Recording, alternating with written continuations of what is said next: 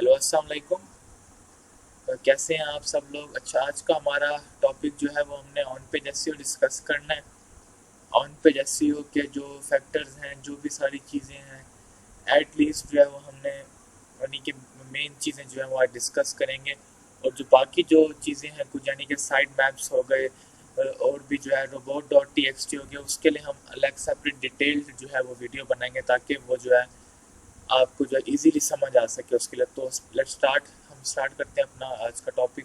बिस्मिल्लाहिर्रहमानिर्रहीम।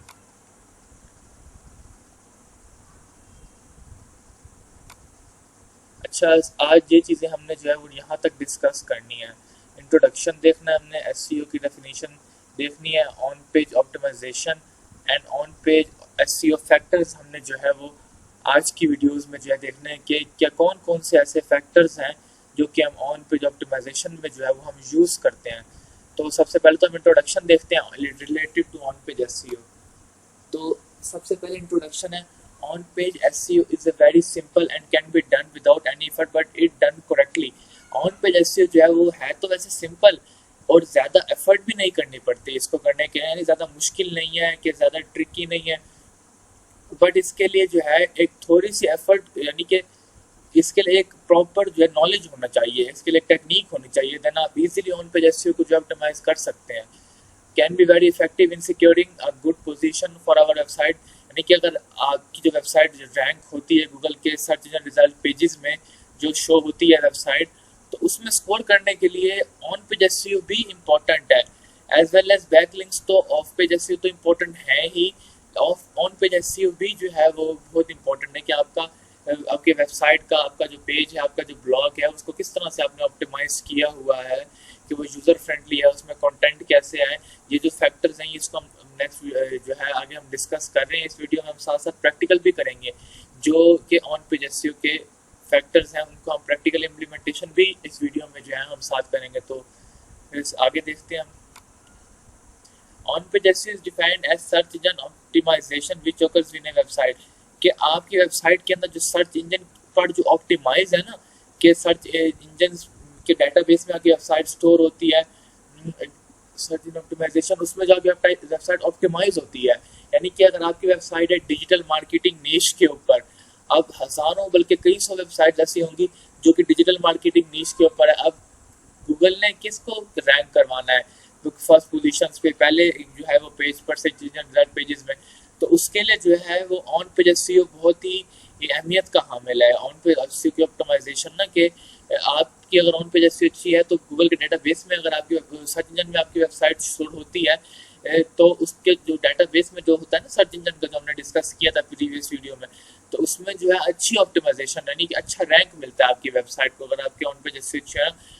SEO is the process of improving the volume and quality of traffic to a website from search engine via a natural search result for targeting keywords, यानी कि keywords के through जो है ना SEO एक ऐसा process है जो कि वॉल्यूम भी इंक्रीज करता है और एज वेल एज ट्रैफिक भी इंक्रीज करता है, कि कितने लोग आ रहे हैं आपकी वेबसाइट पर, कितने व्यूज आ रहे हैं, कितने यूजर्स टाइम आपकी वेबसाइट पर लाइव हैं, या तो आपको पता चलता है कि आज हमारी वेबसाइट को कितने लोगों ने व्यू किया है, किस ब्लॉग को, किस कंटेंट को, और जो है सर्च इंजन में हमारी वेबसाइट रैंक हो, सर्च इंजन के डेटाबेस में हमारी वेबसाइट रैंक हुई है, सर्च इंजन रिजल्ट पेजेस में हमारी वेबसाइट फर्स्ट पेज पर शो हुई है, या तो कुछ, या तो अगर ज़्यादा अच्छी ऑप्टिमाइजेशन है तो जो है वो कुछ ही पोजीशन में शो हो सकती है, स्टार्टिंग वाली पोजीशन में आपकी वेबसाइट जो है वो शो हो सकती है।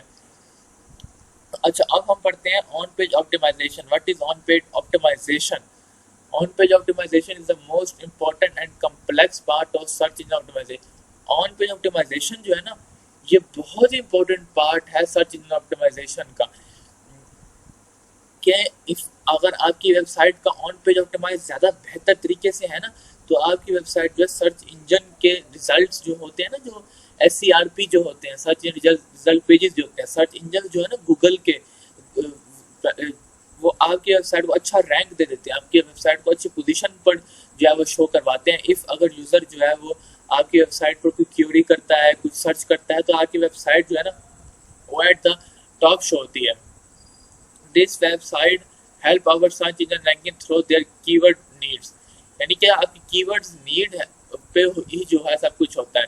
सर्च इंजन जो है वो आपकी कीवर्ड्स नीड पे, यानी कि आपने जो अपने ब्लॉग के अंदर जो कंटेंट दिया है, जो वेबसाइट पे पेजेस के ऊपर जो आपने कीवर्ड्स दिए हैं, यानी एज वेल एज वेबसाइट, यानी कि कोई सर्विस प्रोवाइडिंग की वेबसाइट है, यानी मुल्तान या इन पूरे कंप्लीट पाकिस्तान, जिन कीवर्ड्स के ऊपर आपने अपनी वेबसाइट को मेंशन किया हुआ है, आपने कहा है कि इस पर रैंक करें, तो वो जो है इम्पोर्टेंट पार्ट प्ले करती हैं सर्च इंजन की रैंकिंग में।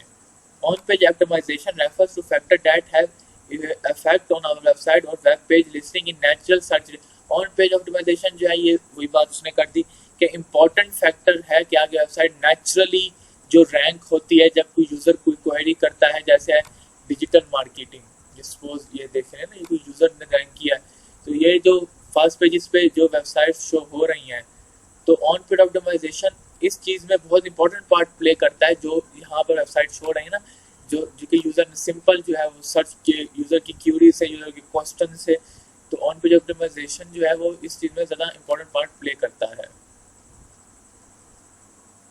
नेचुरल सर्च, यानी कि नेचुरली आपका जो वेबसाइट है, जो आपका वेब पेज है, वो नेचुरली शो, यानी कि कोई उसमें black head SEO technique use ना हो, उसने नेचुरली जो है आपका वेबसाइट शो हो। गूगल के एल्गोरिथम्स को देखते हुए, गूगल ने जो चीज़ें बोली हैं, यानी कि जो वाइट हेड एसईओ टेक्निक है उसको फॉलो करते हुए, गूगल के एल्गोरिथम्स को, गूगल के इंस्ट्रक्शंस को फॉलो करते हुए आपने जो सर्च इंजन ऑप्टिमाइजेशन की होती है उस लिहाज से। अच्छा, ये जो है सारे फैक्टर्स हैं, ये जो हम आज की वीडियो में जो है वो वन बाय वन डिस्कस करेंगे। अच्छा, सबसे पहले तो है टाइटल टैग। अच्छा, टाइटल टैग आप ये देख लें कि ना, जो फ्रंट पे जो यानी शो होता है ना आपको कि आपकी वेबसाइट का टाइटल क्या, किस चीज़ पर आपकी वेबसाइट बनी हुई है, then title tag is such that thing कि आगे वेबसाइट आखिर है क्या, किस चीज़ पर आपकी वेबसाइट जो है बनी हुई है। यहाँ पे लेट्स सपोज मैं आपको ओपन करके दिखाता हूँ, ये एक ब्लॉग है, ये डिजिटल मार्केटिंग के ऊपर। ऐसे ही पेजेस भी होते हैं वेबसाइट्स के ना, कुछ थीम में बने होते हैं, कुछ हाँ नेचुरल बने होते हैं, यानी कि इसी तरह के पेजेस होते हैं कि जो इंफॉर्मेशन बेस्ड पेजेस होते हैं, मोस्टली जो है वो थीम, किसी थीम में ही बनते हैं वेबसाइट के ना। ये जैसे डिजिटल मार्केटिंग लिखा हुआ है ना, ये कंप्लीट, ये टाइटल है। इस टाइटल में वो कहता है कि ना, आपने अपने वेबसाइट के, अगर आपकी कंप्लीट वेबसाइट पे अगर आप रैंक करना चाहते हैं या आप जो है ब्लॉग बना रहे हैं, तो उसमें आप कीवर्ड दें कि किस कीवर्ड के ऊपर जो है आप चाहते हैं कि मेरा ब्लॉग रैंक हो। यानी कि बेसिकली इसका मतलब ये है कि डिजिटल मार्केटिंग एक कीवर्ड है, अब इस कीवर्ड के ऊपर जो है वो ब्लॉग आपने बनाया है। ये जो डिजिटल मार्केटिंग है ना, ये एक कंप्लीट कीवर्ड है। आपने चाहा कि मैं इस कीवर्ड के ऊपर मैं अपनी वेबसाइट को रैंक करूं, वैसे तो टाइटल टैग ये है पड़ा। अच्छा जी, हम वन बाय वन इन चीज़ों को डिस्कस करते हैं। सबसे पहले टाइटल टैग को। अच्छा, टाइटल टैग वैसे तो मैंने आपको यहाँ वर्डप्रेस की वेबसाइट पर खोल कर दिया, वैसे कस्टम कोडेड वेबसाइट्स जो होती हैं, जो कोडिंग के थ्रू होती है, देन उसमें जो है वो टाइटल टैग इस तरह लगता है। ये ओपनिंग टाइटल टैग है, ये क्लोजिंग टाइटल टैग है। Use important keyword in the starting of the title tag will be और great help in getting good ranks. यानी कि अगर आप चाहते हैं कि हमारी वेबसाइट अच्छी रैंक हो, अच्छे सर्च रिजल्ट पेजेस में आए, तब आप टाइटल जो टैग है ना, इसके अंदर अपने कीवर्ड्स दें कि आप किस कीवर्ड के ऊपर ब्लॉग बना रहे हैं, आप चाहते हैं कि इस कीवर्ड के ऊपर ये रैंक हो। Use keyword related to our web page in the title tag. आपका जो वेब पेज है, सपोज अगर आप डिजिटल मार्केटिंग के क्या ना सर्विसेज दे रहे हैं, जैसे ये हमारी वेबसाइट जो है ना, ये डिजिटल मार्केटिंग के ऊपर ही है, जो हम सर्विसेज दे रहे हैं, eacademy.com। देन हमने ब्लॉग भी उसी का बनाया, यानी कि अगर आप पेज बनाते हैं ना, तो उसके ऊपर रिलेटेड टू सर्च करें कि कौन कौन से कीवर्ड्स हैं, वो कीवर्ड्स आप मेंशन करें अपने ब्लॉग के अंदर ना। Always add a unique title tag दें। पहले तो आप किसी अच्छे टूल से, लाइक उबर सजेस्ट, इससे आप सर्च करें कि कौन सा कीवर्ड जो है वो बेस्ट है। कीवर्ड रिसर्च करें आप, अच्छी कीवर्ड रिसर्च आपकी जितनी होगी, देन आप उन कीवर्ड्स के ऊपर कीवर्ड्स को अपने पेज में बनाएं, अपने वेबसाइट के पेज में मेंशन करें, और पेज में मेंशन करें, और देन आप उन्हीं यानी कि जो ब्लॉग्स आप बनाते हैं जिन कीवर्ड्स के ऊपर, तो वो टाइटल टैग में वो कीवर्ड लाजमी तौर पर दें। जैसे कि ये एक यानी कि डिजिटल मार्केटिंग इन, यानी कि कोई है ब्लॉग बना रहे इन eacademy वेबसाइट है, तो जैसे कि डिजिटल मार्केटिंग जो है ना, ये एक कीवर्ड है जो हमने टाइटल टैग में दे दिया। सही है ना। अब आगे हम डिस्कस करते हैं टाइटल टैग के बाद क्या चीज़ है। डोमेन एंड यूआरएल, जो डोमेन होते हैं वेबसाइट के, जो यूआरएल्स होते हैं उसमें कीवर्ड दें। जैसे अब डिजिटल मार्केटिंग के ऊपर ये ब्लॉग है ना, अब इसका ये यहाँ पे पुराना बहुत प्लगइन इंस्टॉल्ड हुआ है योस्ट एसईओ, मैं आपको दिखा देता हूँ। ये यूआरएल डिजिटल मार्केटिंग, यहाँ पर देखिए आप, यानी कि ये स्लग, इसको यूआरएल बोलते हैं ना, स्लग को डोमेन के बाद वाला जाता है ना, उसको डोमेन के बाद यानी eacademy.com के बाद ये शो होगा /digital marketing, इसको स्लग बोलते हैं। और जो कंप्लीट होता है http://www.digitalmarketing.com/eacademy.com/digital-marketing, इसको कंप्लीट को ना यूआरएल बोलते हैं।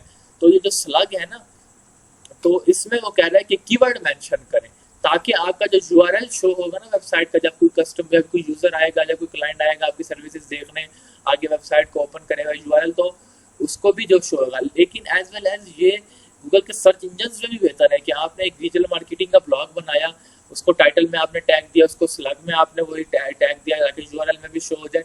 रैंकिंग बेहतर होगी ना गूगल के उसमें सर्च इंजन में ना आपकी वेबसाइट की।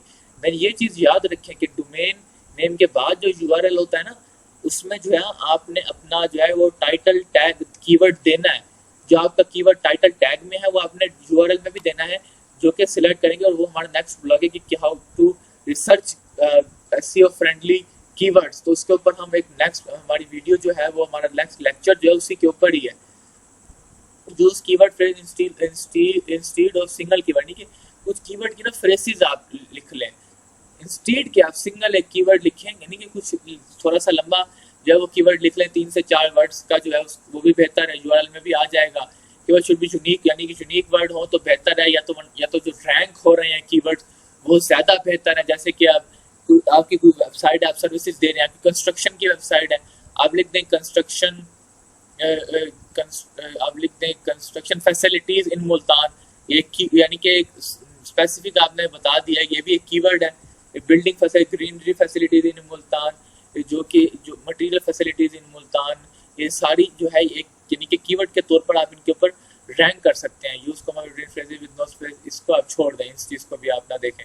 Keyword length is maximum 10 words, यानी कि सबसे ज़्यादा कीवर्ड्स की जो लेंथ है ना वो इतनी हो, लेकिन इतनी ना हो, आपकी कीवर्ड की लेंथ हो 3 से 4 मैक्सिमम, बिकॉज आपने वो उसका एक इशू ये है कि आपने अपने फोकस की फ्रेज में भी जो है वो देना होता है। जब आप उसको एसईओ करते हैं ना अपनी वेबसाइट के ऑन पेज एसईओ में फोकस की फ्रेज, तो वो 5 से ज़्यादा एक्सेप्ट नहीं होते वर्ड्स, यानी कि 3 से 4 वर्ड्स होने चाहिए बस। कीवर्ड्स पढ़ लिया हमने। अच्छा, keyword research is used to select quality keywords. Keyword research जो होते हैं ना, कि आप अगर कीवर्ड्स को रिसर्च करते हैं किसी टूल से, तो वो जो है क्वालिटी कीवर्ड्स को ढूंढने के लिए ही जो है वो होते हैं। Keyword it should be relevant, और वेबसाइट कीवर्ड जो है आपकी वेबसाइट की रेलिवेंट हो। मीन्स कि अगर आपकी वेबसाइट है डिजिटल मार्केटिंग की, आप digital marketing services, digital marketing services in 2033 best digital marketing services in Multan, यानी कि रिलेटेड होना चाहिए with your website from which niche you are building your website. यानी कि अगर आपकी वेबसाइट डिजिटल मार्केटिंग नीश के ऊपर है, तो आपने उससे रिलेटेड ही कीवर्ड्स बनाने हैं वेबसाइट के अंदर ना, तो उससे डिफरेंट नहीं बनाना। Keyword density is the percentage of time of keyword appears on the web page. Keyword density जो है ना, अच्छा कीवर्ड डेंसिटी जो है वो हम प्रैक्टिकल करेंगे ना, तो मैं आपको दिखाता हूँ। कीवर्ड डेंसिटी का मतलब यह है कि कितनी मर्तबा आपका कीवर्ड जो है ना आपके उस वेब पेज के अंदर जो है वो अपीयर हुआ है, कितनी मर्तबा जो है वो आया है। Keyword density, each keyword should be 25% density more than 5, यानी कि कंटेंट के हिसाब से होता है ना। अगर आपका ब्लॉग जो है 6 वर्ड से ज़्यादा होता है ना, तो उस हिसाब से, या 1000 वर्ड से या 1500 वर्ड से, उस हिसाब से कीवर्ड डेंसिटी जो होती है ना, वो आपके ब्लॉग के हिसाब से जो है वो आपको शो की जाती है।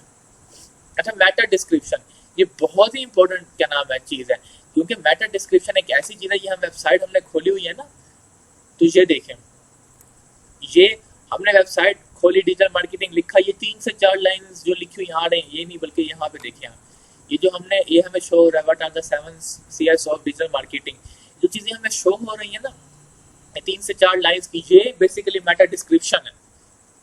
इसको आप कंसीडर कर लें कि ये मेटा डिस्क्रिप्शन है, जो कि आपने अपनी वेबसाइट ब्लॉग के अंदर दिया होता है कि कोई अगर यूजर सर्च करता है ना आपका ब्लॉग या आपकी वेबसाइट, तो ये एज ए स्टार्टिंग जो है interface search engine result pages में जो है वो उसको यूजर को आपका शो होता है। और ये अट्रैक्टिव होना चाहिए कि यूजर एसईओ फ्रेंडली तो हो, सो यूजर फ्रेंडली भी होना चाहिए, कि यानी कि जो यूजर ने क्यूरी किया डिजिटल मार्केटिंग उससे रिलेटेड ही होना चाहिए, उससे रिलेटेड कोई ऐसा कोई है ना कि आपने उसको अरेंज करना है मेटा डिस्क्रिप्शन को इस तरह से, आपने कीवर्ड तो आपने देना ही देना है। डिजिटल मार्केटिंग जिस जो सर्विसेज आप दे रहे हैं, जिस कीवर्ड के ऊपर आपने रैंक किया है वो तो देना ही देना है, लेकिन उसको इस तरह से एलेबोरेट करें कि किसी तरह यूजर जो है वो क्लिक कर जाए आपकी वेबसाइट पर, कि उसको आपका जो कंटेंट जो है रीड करके अच्छा लग रहा है कि डिजिटल मार्केटिंग कन्वर्जन, ये जो है बेसिक चीज़ है इसकी। अच्छा हम आगे बढ़ते हैं। मेटा डिस्क्रिप्शन के बाद जो है वो इम्पोर्टेंट चीज़ है यूनिक कंटेंट। अच्छा कंटेंट यूनिक होना चाहिए, चैट जीपीटी से लिखा हुआ ना होना चाहिए। कंटेंट यूनिकनेस में ना बहुत सारी चीज़ें आ जाती हैं। इमेज ऑप्टिमाइजेशन कैसे है कि इमेज जो है वो अच्छी दी हुई है, इमेज को आप किसी गूगल रिसाइज टूल से ना रिसाइज करें कि इतने डायमेंशन होने चाहिए, इतनी लेंथ और इतनी विड्थ की इमेज होनी चाहिए। ज़्यादा बड़ी इमेज ना दिया करें, ये मेरा वर्ड मार्क कर लें, बिकॉज वो वेबसाइट की लोडिंग स्पीड में बहुत इफेक्ट करता है। कि अगर कोई यूज़र आपकी वेबसाइट ओपन करता है उसमें बड़ी इमेज है या कोई इशू है ना, तो वो ओपन नहीं होती वेबसाइट, तो ये बहुत ही जो है इशू करता है। Is the king of for our visitor and for search engines as well. Visitors के लिए भी कंटेंट जो है बहुत अच्छा किंग होता है कि एसईओ में, और जो है सर्च इंजन्स के लिए भी provide a good and unique content and make sure to include our keywords in our content. यानी कि गुड एंड यूनिक कंटेंट जो अगर आप देते हैं ना तो उसके लिए बहुत फायदेमंद है, और आप मेक श्योर करते हैं to include our keywords in the content, कि आपने जो आपकी जो वेबसाइट है यानी कि जो सर्विसेज दे रहे हैं आप, उस सर्विसेज के कीवर्ड्स जो है वो मेंशन है ब्लॉग में, आपके पेज में। तो ये चीज़ें बहुत है। अगर आपका पेज नहीं है ना जिन कीवर्ड्स पे आप चाहते हैं कि सपोज डिजिटल मार्केटिंग है, इससे रिलेटेड कीवर्ड्स पे आप चाहते हैं कि हम अपने पेज में मेंशन करें, तो आप न्यू पेज बनाएं। तो न्यू पेज बनाए, उसमें कंटेंट थोड़ा ऐड करें, वहां पर आप कीवर्ड्स मेंशन करें जिन कीवर्ड्स पर आप चाहते हैं कि हमारी वेबसाइट जो है वो रैंक हो, गूगल के सर्च इंजन में रैंक होगी, गूगल के सर्च इंजन में रैंक होगी, तो सर्च इंजन रिजल्ट पेजेस में रैंक होगी, सर्च इंजन रिजल्ट पेजेस में रैंक होगी, तो कंटेंट अच्छा होगा, तो ट्रैफिक भी आता ही रहेगा। यूजर जो है यूजर्स जो है कस्टमर क्लाइंट्स जो है, मतलब कि यूजर्स ही इसको कहें ना, तो वो क्लिक करते रहेंगे, यानी कि आपको क्लिक्स भी आएंगे। द इमेज ऑप्टिमाइजेशन, तो ऑप्टिमाइजेशन पेज साइज, यानी कि पेज साइज जो है वो इतना वर्ड्स कर दिया मैंने। Density of the keyword in text formatting is also important to show the search engine. Provide a good and unique content and make sure to include our keywords in our content. Unique content और देखा जाए कि keywords जो है वो mention किए गए हैं ना our content, the quality content increase our rank in search engine. अच्छा कंटेंट है ना, क्वालिटी कंटेंट, तो वो आगे साइट को ना रैंक कर देता है सर्च इंजन में, लाइक क्वालिटी कंटेंट। अच्छा कंटेंट की क्वालिटी अच्छी है। Moreover the quality content even have to get more inbound link to our website. यानी कि अगर आपकी वेबसाइट है, समझे आपकी वेबसाइट है फॉरेन की, आप मेंशन करते हैं कि दूसरी वेबसाइट्स की ना एजुकेशन के बारे में, दूसरी कंट्रीज की ना, तो आप एक ही जो एजुकेशन से रिलेटेड है, तो आपने बहुत सारी जो है यूनिवर्सिटीज़ के एजुकेशन के ऊपर ना ब्लॉग बना दिया है, तो उनको आप आपस में इंटरलिंक भी कर सकते हैं अपने ही जो है वेबसाइट के। नहीं, इंटरनल लिंक का मतलब ये होता है, इनबाउंड लिंक का मतलब ये होता है कि आप अपने एक ब्लॉग को दूसरे ब्लॉग से देते हैं लिंक, या अपने एक पेज को दूसरे पेज से यानी कि लिंक देते हैं। यानी कि ये ऐसी लिंकिंग है जो आपके पेज आपकी वेबसाइट के अंदर ही रहती है, यानी कि किसी दूसरी की वेबसाइट के ऊपर पॉइंट आउट करने की जरूरत नहीं है कि वहां पर जाएं, वहां पर देखें मैंने जो है कंटेंट वहां से थोड़ा सा कॉपी किया है, या तो मैंने इस हिसाब से देखा है, मोर मजीद इन्फॉर्मेशन आपको फलाने बंदे की वेबसाइट में। लेकिन नहीं, इनबाउंड लिंक जो है, अगर आपका कंटेंट ही अच्छा है, आपने कंटेंट अच्छा दिया हुआ है और ज़्यादा ब्लॉग्स बनाए हुए हैं, तो आपको ज़रूरत ही नहीं है कि आप किसी और की वेबसाइट पर ज़्यादा आउटबाउंड लिंक्स दें। आपकी इंटरनल लिंकिंग ही जो है वो बेस्ट है।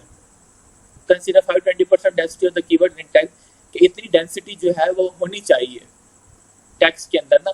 फॉर्मेटिंग इज आल्सो, फॉर्मेटिंग जो है बहुत ज़रूरी है to show the search engine. Search engine में जो है के अंदर आने के लिए फॉर्मेटिंग का मतलब तो आपको पता ना, सही तरह से कंटेंट दियो, अरेंजमेंट सही हो, उसके अंदर हेडिंग सही दियो, H2 हेडिंग हो, H3 हो, H1 हो। जैसे कि ये तो H1 हेडिंग है ना, यहाँ पर जो शो हो रहा है ना, ये देखें, ये तो H1 हेडिंग है ना। अब मैं डिजिटल मार्केटिंग का यहाँ से कॉपी करता हूँ और यहाँ पर अगर मैं आ जाता हूँ, ये देखें, या यहाँ पर ये मैं हेडिंग देता हूँ,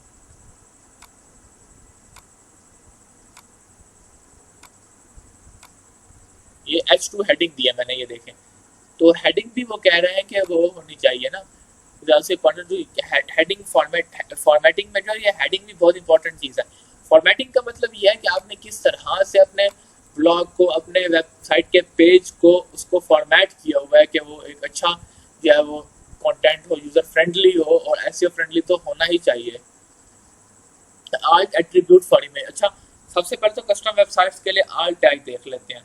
search engine can not read image and fresh animation. Art search engine can not read image, और सर्च इंजन जो होते हैं ना वो इमेज को रीड नहीं करते हैं, फ्लैश एनिमेशन को भी नहीं। Art tag is the alternative text used for describing image. Art tag जो होता है ना वो आपका सर्च इंजन के लिए एज वेल एज पॉसिबिलिटी है शायद ना हो, बट आर्ट इमेज जो होता है वो यूजर के लिए होता है कि अगर यूजर आगे का ब्लॉग देख रहा है और उससे कोई इमेज शो हो रही है ना, वो अगर उसके ऊपर क्लिक करता है ना तो उसको जो है वो आर्ट इमेज शो हो जाता है कि आपका जो है वो आर्ट टेक्स्ट क्या है वेबसाइट का, देखिए आपकी वेबसाइट को आपने जो है इमेज दी हुई है वो किस चीज से रिलेटेड है।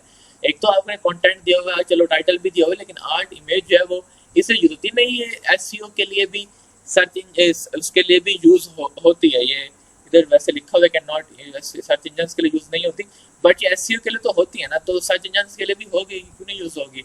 All text are displayed on the side when you have hovered over image with mouse। हाँ, और जब आप होवर करते हैं ना उस इमेज के ऊपर जाते हैं जहाँ पर ये दिया होता है ना, तो all text तब शो होता है आपको। It is also help blind people who are using text reader to read your content। ये उन लोगों को हेल्प करने के लिए who are using text readers, क्योंकि टेक्स्ट रीडिंग करते हैं आपके पेज को रीड करने के लिए just. All tags are another place where you should insert your keyword to improve our ranking।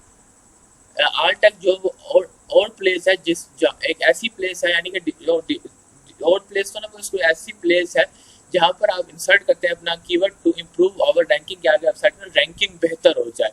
अच्छा, ये कस्टम कोडेड वेबसाइट के लिए आर्ट टेक्स्ट है। आपने अगर उस पे कोडिंग के थ्रू वेबसाइट बनाने हैं तो आपने इस तरह से आर्ट टेक्स्ट जो है वो देना है। Image slash src is equal to colon inverted commas image slash services dot JPG उसने फॉर्मेट दिया इमेज का, और यहाँ पर देखें ये आल्ट टेक्स्ट दिया, यानी कि अगर किसी को इमेज शो नहीं होगी ना, इमेज ओपन नहीं हो रही है किसी एरर की वजह से, तो उसको ये आल्ट टेक्स्ट शो हो जाएगा XYZ।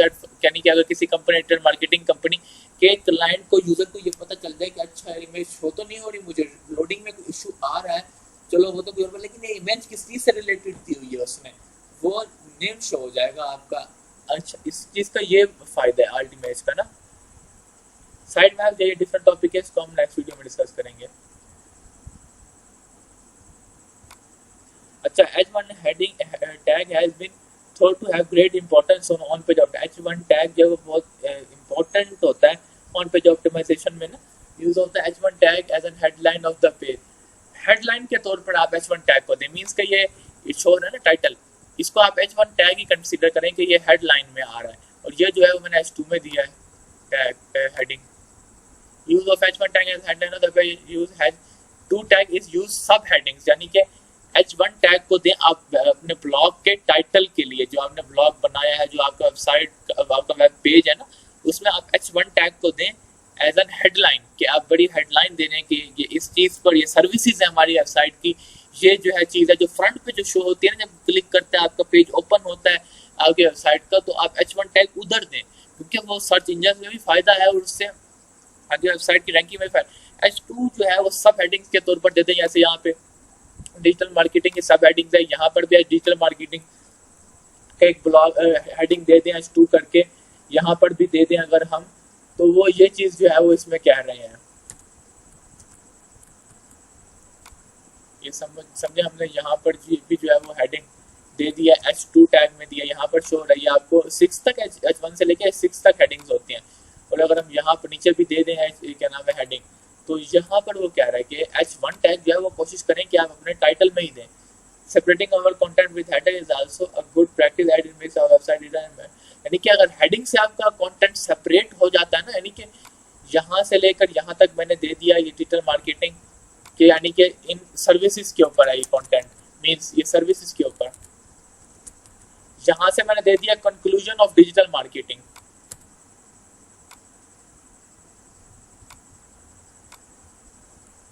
डिजिटल मार्केटिंग कंक्लूजन, तो वो कह रहे हैं कि ना आप अपने ब्लॉग के अंदर, अपने वेब पेज के अंदर जो भी आपका पेज है उसको आप उसके कंटेंट को जो अगर आप हेडिंग से सेपरेट करते हैं ना तो ज़्यादा रीडेबिलिटी में भी अच्छा रहता है, ज़्यादा यूज़र फ्रेंडली भी रहता है और एसईओ पर्सपेक्टिव से भी बहुत अच्छा है। एसईओ पर्सपेक्टिव मींस तो आपको समझ आ गई है, सर्च इंजन की जो उसमें separating our content with header is a good practice that makes our website more easily. Do not use H4 and 5 attempt because यानी कि इसका कोई फायदा नहीं है या यूज भी नहीं होता है H4 और H5, मैक्सिमम H3 तक ही जो होता है यूज होता है, वैसे ज्यादातर ना H2 टैग यूज होता है, H2 tag, because you want better SEO. हाँ, बेटर एसईओ इससे नहीं आता। बोल्ड और strong attack, use a keyword in bold appear to carry a very very tiny amount of SEO weight, यानी कि अपने कीवर्ड को जो है वो बोल्ड भी अगर आप कर सकते हैं कि अगर आप बोल्ड करेंगे वो जो है एसईओ वेट ज़्यादा गेन कर there are numerous ways of making a word appear as bold tags in a code, बहुत सारे बोल्ड टैग्स होते हैं। एक तो बी टैग होता है, B tag and the strong tag जो है वो अब मेरे ख्याल लेटेस्ट आ रहा है HTML5 में ना, स्ट्रॉन्ग टैग के थ्रू आगे कस्टम कोडेड वेबसाइट है ना, तो उसमें जो है आपने ना स्ट्रॉन्ग टैग ओपन किया और फिर स्लैश एक डाल देना, स्ट्रॉन्ग टैग क्लोज किया, तो इस तरह से जो होता है वो इस तरह से जो है वेबसाइट स्ट्रॉन्ग से मतलब बोल्ड हो जाता है आपका वर्ड ना। आप अपने कोई लफ्ज उसको बोल्ड करना है तो उसके लिए ये टैग यूज होता है। Strong tag is search engine friendly, strong tag जो है वो सर्च इंजन फ्रेंडली है बनिस्बत बोल्ड टैग के, क्योंकि ये HTML5 में है। अच्छा ये देखें, ये बी टैग दिया हुआ है तो यहाँ पर बी टैग क्लोज है, बोल्ड टैग ये बोल्ड हो जाएगा, ये मोटा यानी कि ज़्यादा हाईलाइट हो जाएगा ये वर्ड ना, और यहाँ पर स्ट्रॉन्ग टैग दिया हुआ है, ये स्ट्रॉन्ग टैग ओपन है, ये क्लोज है, यानी कि ये वर्ड जो है ना ये ज़्यादा हाईलाइट हो जाएगा, ये ज़्यादा जो है इसमें इसको पिक्सल ज़्यादा आ जाएंगे ना, पिक्सल से आप ले लें इसके अंदर जो वर्ड्स के हैं ना। इटैलिक टैग और emphasis tag should not be used in our content, we highlight specific relevant. Italic tag तो ये होता है कि अपने लैंग्वेज, जैसे हमने एमएस वर्ड में पढ़ा था कि वो इटैलिक हो जाती है आपकी लैंग्वेज, आप टाइम्स न्यू रोमन होती है और भी बहुत सारी होती है। एम्फेसिस टैग का मतलब होता है कि आपने पावर में कुछ लाना, जैसे फार्मूला होता है ना H2O, H2 के नीचे लेके आना, बेस में या ऊपर लेके जाना, तो इसलिए भी होता है एम्फेसिस यूज होता है। अच्छा, ये वैलिडेटर जो है ना ये प्रोसेस समझ ले, validation is a process of checking a page और website for it compliance with W3 standard. This writer show not only such trivial things like unclosed quotation, undefined tag, or wrong attribute values, also check the encoding problems, the compliance with the specified doc type, and of state tag with an attribute and many more. W3C validator से related आप बस यही समझ लें, W3C validator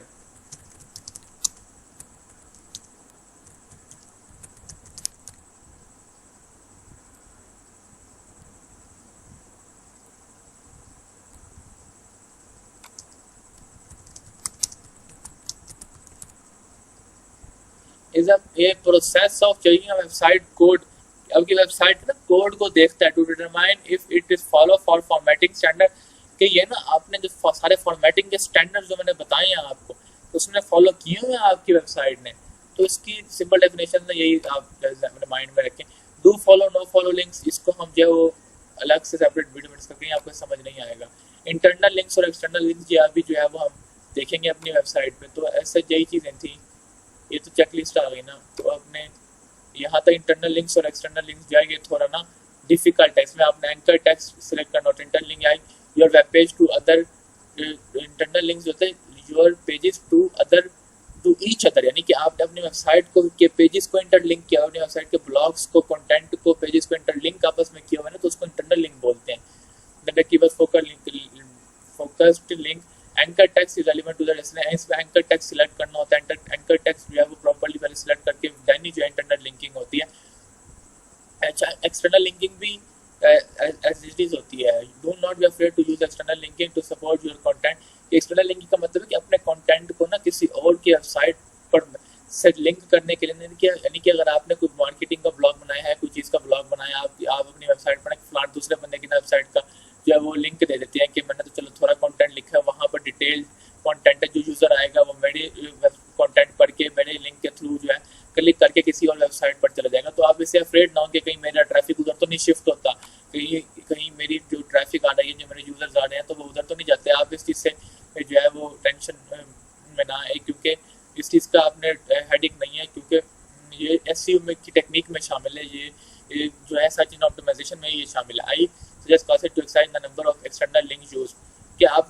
external links दें, लेकिन एक दे दें तो ज़्यादा इशू नहीं है, एक से ज़्यादा मत दें एक्सटर्नल लिंक्स। या तो जैसे आपने प्लगइन्स यूज़ किए उस हिसाब से भी वैसे होते हैं। जब हम प्लगइन्स को क्या नाम है डिस्कस करेंगे ना, तो मैं आपको बताऊंगा कि किस प्लगइन के हिसाब से कितने एक्सटर्नल लिंक ओपन किया जाता है। External link should open in new window, लेकिन एक्सटर्नल लिंक ओपन करे तो उसे न्यू विंडो में शो हो। तो ये तो आज का हमारा टॉपिक यहीं तक था, फैक्टर्स तक ऑन पेज एसईओ के। और ये जो है वो चेकलिस्ट है, तो चले हम जो ऑन पेज एसईओ के हमने फैक्टर्स डिस्कस किए ना सारे, उसको मैं आपको जो है वो प्रैक्टिकली दिखा भी देता हूँ। ज़रा 2 सेकंड रुके, वेट करें। ये वेबसाइट ओपन हो जाती है बार बार। हाँ जी, टाइटल टैग है सबसे पहले। टाइटल टैग तो मैंने आपको दिखा दिया। ये जो होता है ये टाइटल टैग होता है। इसमें आपने कीवर्ड देना है अपनी वेबसाइट, अब जो ब्लॉग दे रहे हैं आप, जो वेबसाइट का पेज, उसमें domain and URL. Domain and URL अगर आप जो है वो इसमें है नीचे, यहाँ पर भी जो है यूआरएल शो होता है ना, ये देखें यूआरएल शो हो रहा है। ये वैसे उसका वर्डप्रेस का कस्टम है बड़ा, ये कोडिंग के थ्रू नहीं है। यहाँ पर आपने के परमा लिंक शो हो रहा है, जो कि मैंने आपको यहाँ पर भी दिखाया था। ये यहाँ पर डिजिटल मार्केटिंग, ये परमा लिंक, ये स्लग जो होता है ना, ये परमा लिंक होता है। मेटा कीवर्ड्स, मेटा डिस्क्रिप्शन, यानी कि मेटा डिस्क्रिप्शन होती है ये देखिए मेटा डिस्क्रिप्शन। इसके अंदर यही जो है मैंने जो आपको बताई थी यहाँ पर, कि यहाँ पर जो शो होती है ना, जो हमें सर्च रिजल्ट पेजेस में दूसरी वेबसाइट शो होती है, उनके जो चंद एक पेजेस होते हैं, चंद एक लाइन्स लिखी होती है ना, इन्हीं को मेटा डिस्क्रिप्शन बोलते हैं। तो वो अपनी वेबसाइट का ना यहाँ से देते हैं, ये यहाँ से प्लगइन के थ्रू ना। वैसे अगर आप प्लगइन यूज नहीं कर रहे तो देन आपको प्लगइन यूज करना ही होगा मेटा डिस्क्रिप्शन के लिए ना। वैसे तो अब लेटेस्ट जो है वो रैंक मैथ जा रहा है, इसमें जो है वो यूएसएससी है, इसकी पुरानी हमारी वेबसाइट इससे वर्किंग अभी हमने जो है वो अभी नहीं की है, हमारी वेबसाइट भी हमें मिली है। मेटा डिस्क्रिप्शन दे दिया। यूनिक कंटेंट, जो तुम्हें बार बार आपको बोला है कि कंटेंट जो है यूनिक है। देखें ये डिजिटल मार्केटिंग का कंटेंट है ना, ये डिजिटल मार्केटिंग का ब्लॉग है, इसके ऊपर कंटेंट, यानी कि अगर आपने कीवर्ड डेंसिटीज की देखनी नहीं, आपको प्लगइन के थ्रू पता चल जाएगी। ये देखें keyword density, internal link, focus की फिर अभी हम देंगे, और उसके बाद जो है इनबाउंड हम चीज़ें समझेंगे, सही है ना। अच्छा, Meta description length well done, उसने ग्रीन सिग्नल दे दिया। अच्छा, आपने तब तक देना है जब तक ये ग्रीन हो जाए। ग्रीन हो गया तो इसका मतलब है वेल एंड गुड है, ओके, मेटा डिस्क्रिप्शन जो है आपकी ठीक है। अगर आप ज़्यादा वर्ड दे रहे हैं ना, ये देखिए रेड हो गया, ज़्यादा हो गया, बस यानी इतना ही दें बस। इसकी डेंसिटी का मतलब आप यही समझ लें कि ये डिजिटल मार्केटिंग का ब्लॉग है ना। डिजिटल मार्केटिंग का वर्ड कितनी मरतबा आया है, एक ये डिजिटल मार्केटिंग का वर्ड आया हुआ है, एक ये डिजिटल मार्केटिंग का वर्ड आया हुआ है, एक ये डिजिटल मार्केटिंग का वर्ड आया हुआ है। वैसे तो ये शो हो जाता है, लेकिन ये इस ब्लॉग में अभी शो नहीं हो रहा, प्लगइन में। वैसे अगर डिजिटल उसकी कीवर्ड डेंसिटी की लेंथ भी शो हो जाती है। आपने जैसे उतनी लेंथ रखनी है जितनी की जो है आप प्लगइन यूज कर रहे हैं, जो कि उसकी रिक्वायरमेंट्स हैं कि वो ग्रीन हो रहा है, तो इसका मतलब है उसको आप ज़्यादा की उसको कीवर्ड डेंसिटी को आप का बहुत है, आप उसको ज़्यादा ना करें। अगर कीवर्ड डेंसिटी ज़्यादा है, यानी कि उसमें आ रहा है या तो कम है, तो आप उसको ब्लॉग को पढ़ें, आर्टिकल को पढ़ें, उसमें थोड़ा कीवर्ड शॉर्ट करें या ऐड करें। जैसे ही जो रिक्वायरमेंट्स हैं वैसे ही जो है वो फिर करें। Meta description alt tag for image, ये देखें, ये वर्डप्रेस की वेबसाइट है। यहाँ पर मैं आपको दिखाता हूँ आल्ट टेक्स्ट जो है आपने कैसे देना होता है वेबसाइट का। ये इंपॉर्टेंट चीज़ है, ये समझ लें आप। यानी कि डिजिटल मार्केटिंग का ब्लॉग है ना। अब मैं लेट्स सपोज फॉर एग्जांपल मैं ये कुछ इस तरह का सिलेक्ट कर लेता हूँ। ये इमेज मैंने सिलेक्ट किया, यहाँ पर आल्ट टेक्स्ट आ गया, आल्ट इमेज, आल्ट एट्रीब्यूट। इसका मतलब एक ही चीज़ है कि आपने अपनी वेबसाइट का आल्ट टेक्स्ट देना। अच्छा, यहाँ पर अब मैं वही चीज़ दूंगा, जो कि वही कीवर्ड दूंगा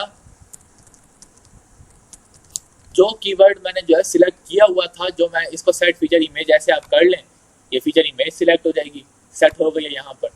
तो जो कीवर्ड यहाँ पर मैंने दिया है मेटा डिस्क्रिप्शन में, जो स्लग में दिया हुआ है, यानी कि यूआरएल में दिया हुआ है, और जो टाइटल की ओपनिंग में दिया हुआ है, उसमें दिया हुआ है, कंटेंट में भी बार बार शो हो रहा है, वही कीवर्ड जो है मैंने आल्ट इमेज में दिया है। जिसके बाद आल्ट इमेज, इसको साइड मैप्स, इसको आप अभी फिलहाल साइड मैप्स तो डिफरेंट टॉपिक हम करेंगे। H1 और H2 टैग, H1 टैग तो हमने डिस्कस कर लिया, जो कि मेन होता है, यानी कि आपका ब्लॉग, आपका पेज किस चीज़ पर है फ्रंट पे शो होना चाहिए, that is called H1 tag. जैसे कि ये जो है बाई डिफ़ॉल्ट है, ये मैंने नहीं दिया, यानी कि मैंने यहाँ पर अपना कीवर्ड लिखा है, ब्लॉग का टाइटल लिखा है कि उसमें यानी, और ये है भी एक कीवर्ड ही कंप्लीट। वैसे आपकी लेंथ ज़्यादा हो, आपका ब्लॉग कुछ ज़्यादा वर्ड्स का हो, उसमें भी आप कीवर्ड देना है आपने लाजमी। तो ये जो है ना, ये बाय डिफ़ॉल्ट ये H1 हेडिंग है, और मैंने यहाँ पर दिया H2 हेडिंग। मैंने अभी हमने डिस्कस किया कि मेन जो आपकी हेडिंग के ऊपर जो पेज है ना, उसको H1 से, तो जब सर्विसेज दे रहे हैं, जो आप ब्लॉग बना रहे हैं, जब कंटेंट दे रहे हैं, वो H1 से दें। सब हेडिंग्स है ना, उसको H2 से दें। और हेडिंग्स आप दें टाइम टू टाइम ना, कुछ पैराग्राफ्स के बाद अपने ब्लॉग के, बिकॉज हेडिंग जो है फॉर्मेटिंग के लिए बेहतर है। ज़्यादा हेडिंग्स होगी तो अच्छा यूज़र पढ़ेगा, अच्छा ये इस चीज़ का कंक्लूजन है, थोड़ा सा पढ़ लेता हूँ, अच्छा ये इस चीज़ की सर्विसेज है, मैं थोड़ा सा पढ़ लेता हूँ। तो हेडिंग जो है वो आप लाजमी जो है वो दें। अच्छा, फोकस की फ्रेज जो है, इसको भी वैसे तो दें आप फोकस की फ्रेज को ना, ये भी एक इम्पॉर्टेंट है, उधर मेंशन नहीं है स्लाइड में ये चीज़, वैसे आपको ना याद होनी चाहिए। फोकस की फ्रेज यहाँ पर आकर आप दें। फोकस की फ्रेज आ गया डिजिटल मार्केटिंग का, वही जो है हमने SEO टाइटल में भी वही चीज़ देनी होती है। SEO टाइटल का मतलब होता है ना, ये दिया ना डिजिटल मार्केटिंग, यहाँ लिखा, ये देखें यहाँ पे, अगर काफ़ी वेबसाइट का इंटरफेस जिस तरह शो होता है ना, तो वहाँ पर ये शो होना डिजिटल मार्केटिंग आपका कीवर्ड। ये अगर ज़्यादा देंगे ना तो ये ज़्यादा शो होने लग जाएगा। लेकिन ये इसका SEO टाइटल जो शो होता है ना प्लगइन, उसका ये मतलब स्लग का मतलब जो URL में देखें आपको यही शो होगा डिजिटल मार्केटिंग। और जो है मेटा डिस्क्रिप्शन में भी आपने जो है वो यही चीज़ दी है। डिस्क्रिप्शन तो SEO फ्रेंडली दिया है ताकि यूज़र क्लिक करे, उसको इन्फॉर्मेशन मिले, वो आए हमारा क्लिक करे। लेकिन डिजिटल मार्केटिंग जो कीवर्ड है ना, उसको मैंने स्टार्टिंग में ही दे दिया। आपकी मर्जी है, वैसे मैं तो प्रेफर करूंगा कि आप स्टार्टिंग में ही दे दिया करें मेटा डिस्क्रिप्शन के अपने कीवर्ड को।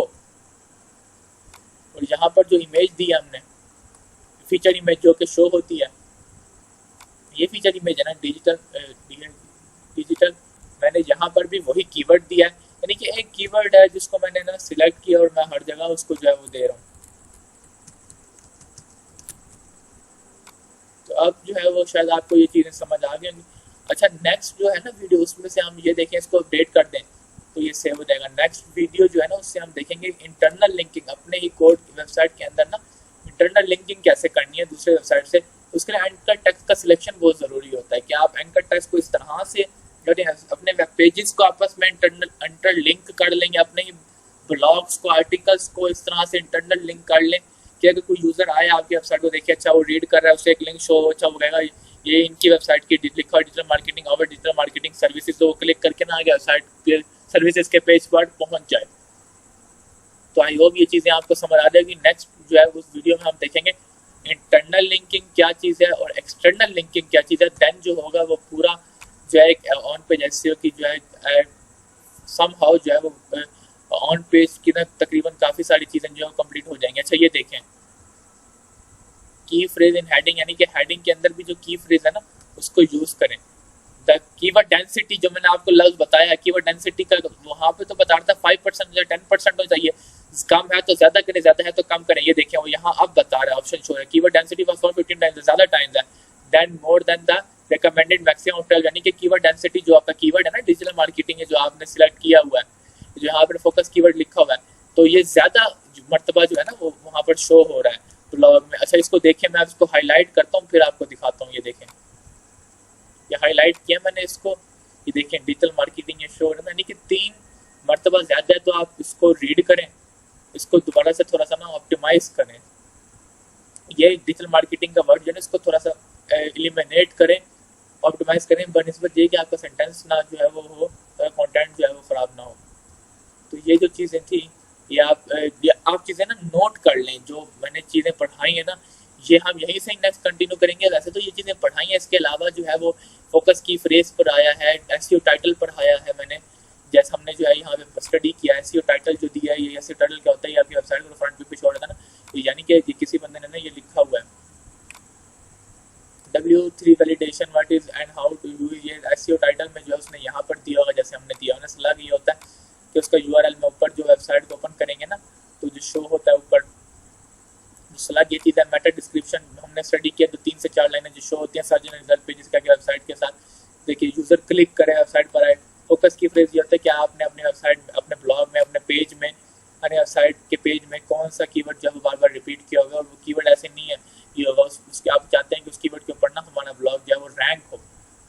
तो ये जो चीज़ें होती हैं, ये देखें, ये इसने ये दिया हुआ यूआरएल में ना, इंजीनियरिंग ब्लॉग्स, वैसे तो ये यूआरएल बहुत ज़्यादा ही दिया हुआ है, ये engineering logging radius .com hash blogs का उसका पेज है, उसके अंदर उसने ये जो उसका आर्टिकल का नाम दिया हुआ उसमें ये सारी चीज़ें हैं, /engineering/W3C वैलिडेशन। ये देखें, पहुंच गए हम W3C वैलिडेशन, ये जो उसका पेज है, ये ब्लॉग, उसके अंदर ये जो उसका कैटेगरी होगी, और ये जो है उसका आर्टिकल है, ये जो है उसका आर्टिकल है इसके ऊपर, इस कीवर्ड के ऊपर W3C वैलिडेशन, और उसके ऊपर अपना कंटेंट भी दिया हुआ है, उसको हेडिंग में भी इसने दिया हुआ है, हेडिंग में भी इस बंदे ने दिया हुआ है, ये देखे ना, W3C वैलिडेशन उसका कीवर्ड है, हेडिंग में भी दिया हुआ है, कंटेंट में भी बार बार आ रहा है W3C वैलिडेशन, यहाँ हेडिंग H2 H3 है, यहाँ बड़ी बार बार आ रहा है W3C वैलिडेशन। ये मैं आपको समझाने की कोशिश कर रहा हूँ कि कीवर्ड रिसर्च करें, उस कीवर्ड्स के ऊपर अपने वेबसाइट के पेज को रैंक करें, अपने ब्लॉग को रैंक करें, अपने ब्लॉग में तो कहूँगा बनाए ही उससे रिलेटेड, उस कीवर्ड को अपने ब्लॉग के टाइटल में भी ऐड करें, देन उसको जो सारी चीज़ें हमने स्टडी की हैं यहाँ पर इमेज में डालें, यहाँ पर जैसे यहाँ पर डालें, तो यहाँ पर जो है उसको इजीली ऑप्टिमाइज करें सारा का सारा ना। तो ये था हमारा आज का टॉपिक। आई होप जो है आप लोगों को समझ आ गई है, क्वेश्चन हैं तो आप लोग पूछ सकते हैं। थैंक यू वेरी मच, मिलते हैं फिर इंशाल्लाह नेक्स्ट वीडियो में, जहाँ हम इंटरनल और एक्सटर्नल लिंकिंग जो है डिस्कस करेंगे। थैंक यू, अल्लाह हाफिज़, अस्सलाम वालेकुम।